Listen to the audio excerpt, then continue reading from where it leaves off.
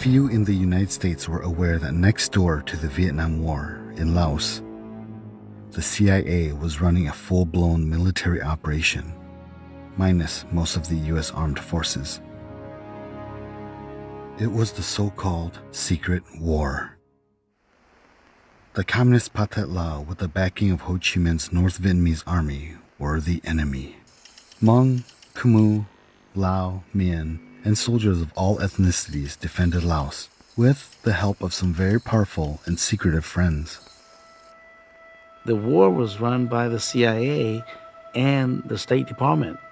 The Secret War became a model for future war operations carried out by the CIA. The clandestine war in Laos killed tens of thousands of Lao citizens. Among the hardest hit were the Hmong of northern Laos.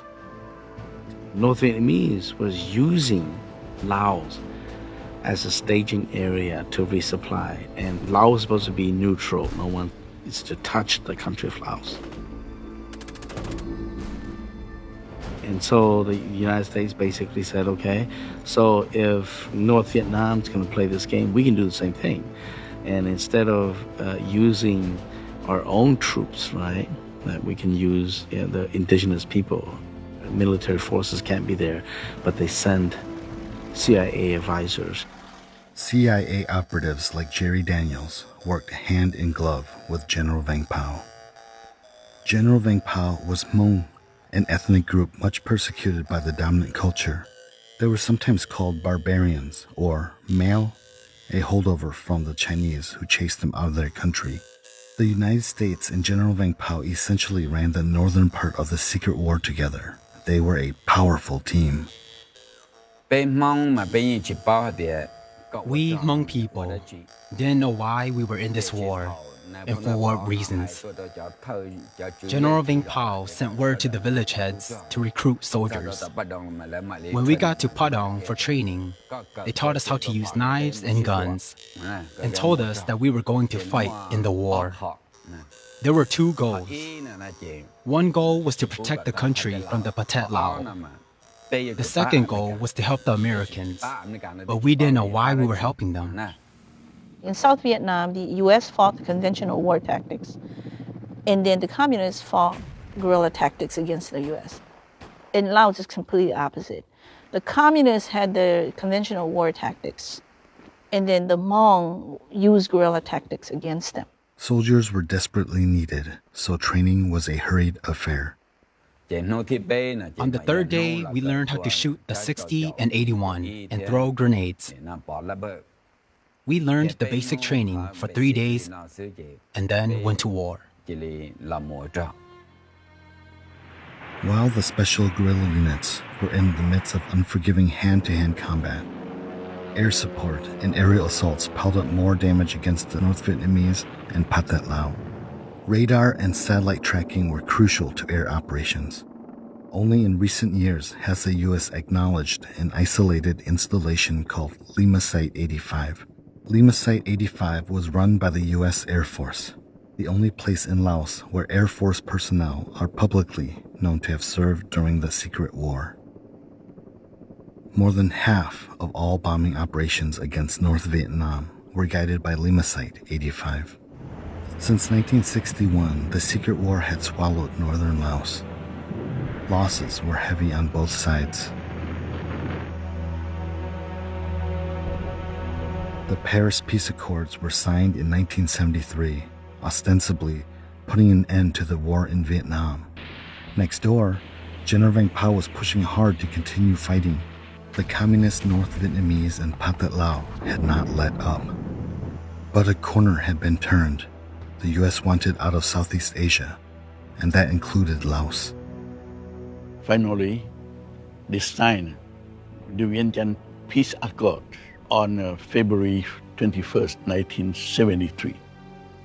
The two sides, the communists and the Royal Lao government, were to jointly rule Laos with a third group, neutralists, providing a middle ground. All were to be equal 50s. But the North Vietnamese and the Pathet Lao were secretly making plans to forcibly take the country. It was mid-May 1975. Saigon and Cambodia had both already fallen. General Vang Pao was said to have known that they were coming. He was ready to stay and fight, but the CIA ordered him to make a clandestine escape to safety in Thailand. While General Vang Pao's escape was meant to be secret, word got out. Those who could made their way to Long King in hopes of getting a flight to safety too. Grandparents, cousins, aunts, and uncles were gathered together to make the trek through the mountains to Long King. It was very chaotic during that time. And when we got there, it was several thousand people were all waiting there. And then soon, the plane started to come. And then it landed, and then people were just like, literally we know that those planes were only reserved for military officers. When the plane landed, and they said, this is Colonel Sandang Xiong's airplane. And so my dad said, okay, if it's Colonel Sandang Xiong, it's airplane, then let's go. And so they pushed us, and then my dad pushed us. My mom got in, my brothers got in, I got in, and then they closed the door. And it was like sardines in that C-46. The communist forces took over Long King on May 15, 1975, and seized power in the capital of Vientiane just 3 months later. As one war ended for the Hmong, another began. The communists had declared that the Hmong were to be hunted and killed because they worked for the much-hated United States. If they surrendered and cooperated, they would be sent to seminar or re-education camps.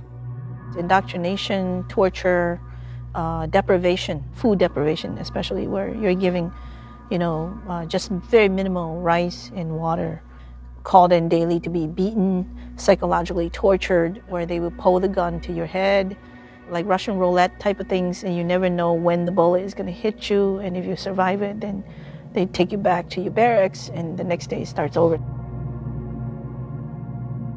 Rather than surrender, entire multi-generational families spent years hiding where they knew best, in the dense mountain forest or in remote villages on the highest mountaintops, like Pumbea.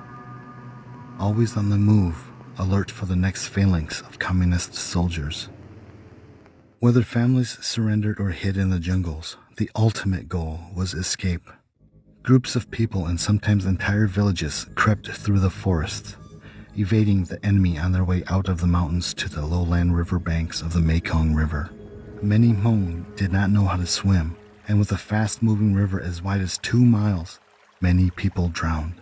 So my father say, okay, chop down as much bamboo as we can carry, come back, use that, as floats. Put 2 poles, in triangle like this, and it fit another pole, and it fits right under your armpit. Even tiny things like crying babies were a mortal danger. Silence meant survival. As we got closer to the Mekong River, everyone in our group agreed that we would be unhappy with anyone who had a crying child, which would have given away our location and gotten us killed. We didn't give opium to the older 2. We gave opium to our youngest one, who was about 16 days old. After we crossed the river to Thailand, she did wake up. Not everyone was lucky. Children and the elders were especially vulnerable. Over 50,000 Hmong were estimated to have died trying to get into Thailand, more than were killed during the war. Survivors were taken to temporary camps to wait for permanent placement in a refugee camp. Each family was assigned a tiny living space with virtually no privacy. There were many people living here. There were the educated, wealthy, and poor people here. We all lived here together. We lived in poor conditions, no bathrooms and bad hygiene. Living here, there was a lot of illness and death. Everyone was faced with death and loss. Some families spent more than a decade in the refugee camps. Children were born there. People married. Neighborhoods were created, all the while waiting for their names to show up on a list of families approved to leave. And even then, it wasn't simple. Our name came up twice. We didn't want to come. Family was divided into 2. It was my parents, right? And then it was my grandma and grandpa and my aunt and uncle. So if we were to leave, what's going to happen to them. Finally, my dad decided, okay, let's go. So we came on October 22nd, 1976. Hmong soldiers are not considered U.S. veterans. They receive no veterans benefits, even though they were paid by the American CIA. I don't know why it's so difficult, why we're caught up in this bureaucratic paperwork. We served the United States of America. We died protecting Americans' interests. Why the feet dragging and the closed lips? This is 41 years later.